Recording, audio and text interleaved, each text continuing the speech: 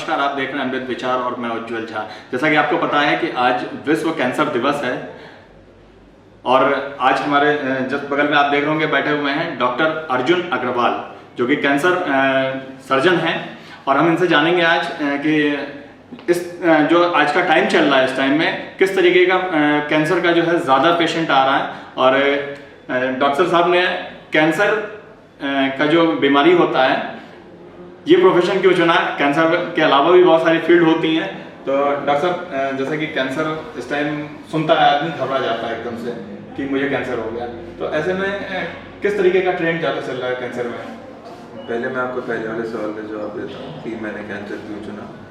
तो इसमें जो दुनिया के आंकड़े हैं वो ये कहते हैं कि सन 2050 के बाद जो इंसान की मौत होगी उसका नंबर 1 कॉज कैंसर होगा, जो कि हार्ट डिजीज़ को भी पीछे छोड़ देगा। दूसरा, मैं यहीं बरेली का पैदा हुआ हूँ, यहीं बड़ा हुआ हूँ, और यहाँ पे क्या कहते हैं कैंसर ट्रीटमेंट की फैसिलिटी काफ़ी कम है।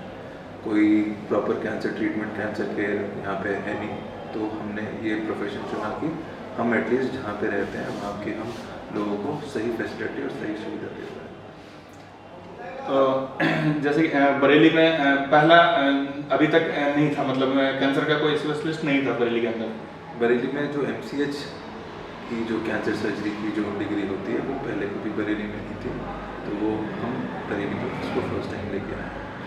तो डॉक्टर साहब, आपने ये जो कैंसर के जो पढ़ाई की है वो कहाँ से किया आपने? मैंने ये बैंगलोर से करी है। मैंने MBBS और MS अलीगढ़ मुस्लिम यूनिवर्सिटी से किया था, और फिर MCH कैंसर सर्जरी जो सर्जिकल ऑन्कोलॉजी कहते हैं वो वैद्य इंस्टीट्यूट ऑफ ऑन्कोलॉजी बैंगलोर से किया था। किस तरीके का इस टाइम जो जैसे कैंसर आदमी सुनता है ना, घबरा जाता है एकदम से, तो किस तरीके का ज़्यादा जो पेशेंट आ रहा है वो कैंसर में, किस कैंसर के भी कई तरीके हैं, कई तरीके के पेशेंट आते होंगे, तो किस तरीके का ज़्यादा जो है इस टाइम जो चलन है वो किस तरीके का? जो मर्दों में जो हिंदुस्तान का जो सबसे कॉमन कैंसर और जो बरेली में भी हम देखते हैं वो है ओरल कैंसर, मतलब मुंह का कैंसर। जीभ है, दांत है, जबड़ा है, इसका कैंसर जो कि तंबाकू और बीड़ी के सेवन से होता है।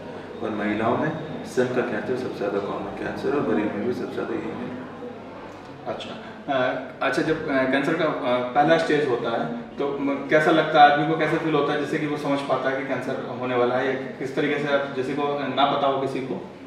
इसमें देखिए कैंसर बहुत तरीके के होता है, तो हर एक का पहला स्टेज अलग अलग होता है। ब्लड कैंसर है उसका अलग है, गॉल ब्लैडर कैंसर है उसका अलग है, मुंह का कैंसर है उसका अलग है। तो जो लोगों को बस ये पता होना चाहिए कि कॉमन कैंसर जो हिंदुस्तान में सबसे ज़्यादा कॉमन है और जो होते हैं उनके लक्षण क्या होते हैं, और अगर वो लक्षण हो तो कहाँ पे आना चाहिए, और उन लक्षणों से और कैंसरों से बचने के लिए क्या करना चाहिए। जैसे हमने कहा कि मर्दों में मुंह का कैंसर ज़्यादा कॉमन है, तो उसमें कोई भी पहले तो तंबाकू बीड़ी का सेवन नहीं करना चाहिए, कोई सेवन करता हो तो उसको छोड़ देना चाहिए, या फिर कोई भी मुंह में किसी को भी छाला किसी भी तरह का लगता है तो फ़ौरन अस्पताल में आकर उसकी जाँच करनी चाहिए।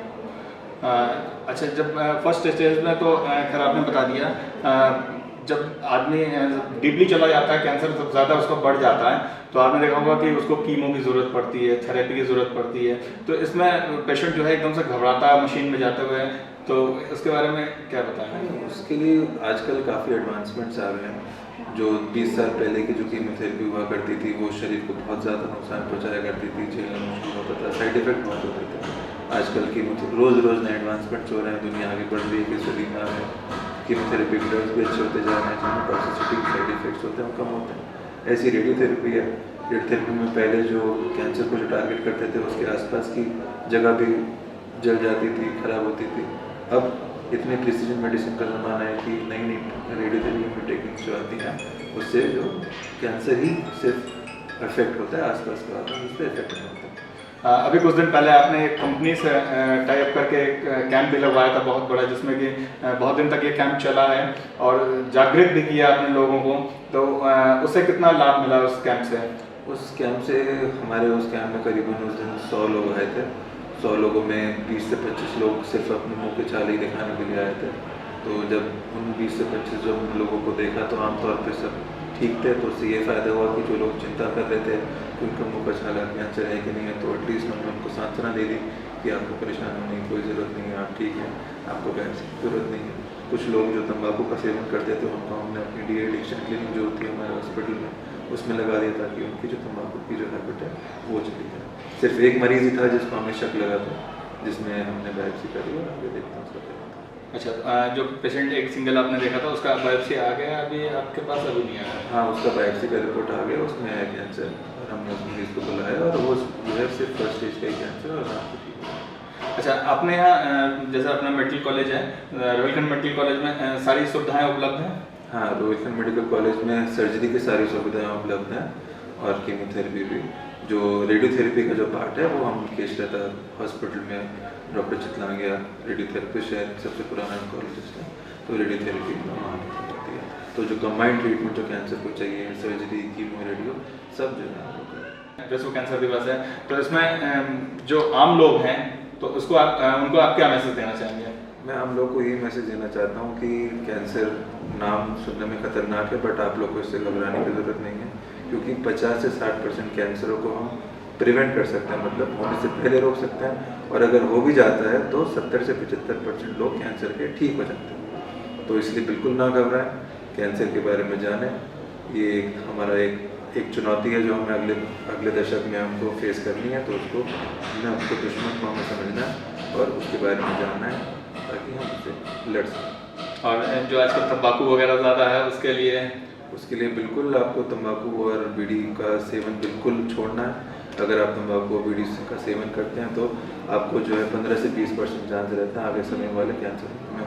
पिछले 20वीं शताब्दी में 3 करोड़ लोग की मौत सिर्फ टोबैको से हुई, 3 करोड़, और 21वीं शताब्दी में कहा जाता है कि ये संख्या जो है 30 करोड़ हो जाएगी। बहुत बड़ा आंकड़ा नहीं लग रहा है ये? जिस तरीके से एक तरीके जो ये कैंसर रोग है धीरे धीरे अपना डेवलप होता जा रहा है और धीरे धीरे। हाँ, ये इसलिए काफ़ी बड़ा आंकड़ा है ये, और इसीलिए क्या कहते हैं टोबैको को, और जैसे आपने कहा कि इसके लिए क्या करना चाहिए, तो टोबैको का छोड़ना बहुत ज़्यादा ज़रूरी है, क्योंकि सिर्फ कैंसर ही नहीं, टोबैको की वजह से और शरीर में काफ़ी समस्याएं, काफ़ी परेशानियां इंक्लूडिंग हार्ट डिजीज होती हैं, जो कि अल्टीमेटली मौत का कारण बनती हैं। इसके लिए आपको किसी डी एडिक्शन सेंटर जैसे हम लोग यहाँ रोहिलखंड मेडिकल कॉलेज में वहाँ पे आना चाहिए।